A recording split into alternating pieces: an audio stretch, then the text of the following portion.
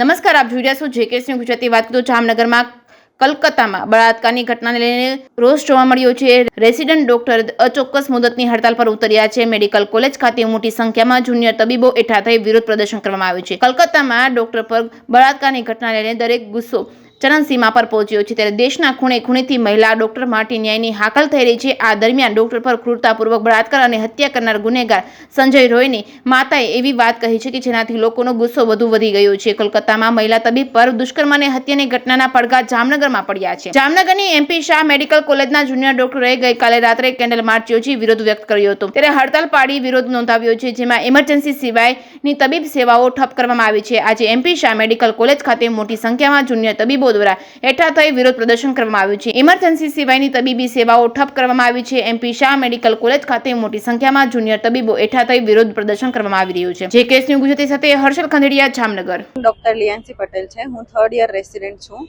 MP Shah medical કોલેજમાં.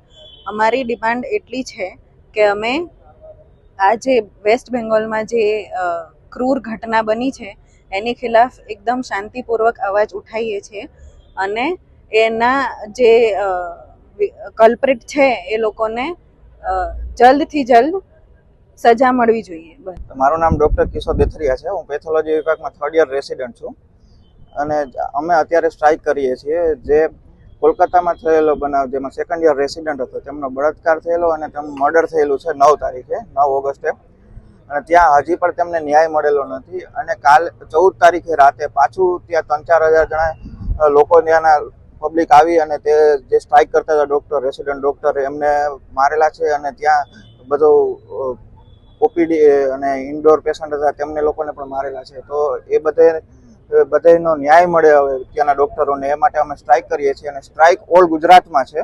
બધી government medical college અને પ્રાઇવેટ મેડિકલ કોલેજમાં અત્યારે સ્ટ્રાઇક થઈ રહી છે. અને આ સ્ટ્રાઇકમાં અમે લોકો ઇમરજન્સી સિવાયની બધી સારવાર બંધ કરીએ છીએ, ઓપીડી અને ઇન્ડોર પેશન્ટની, અને ઇલેક્ટિવ ઓટી પણ બંધ રહે છે આ દરમિયાન.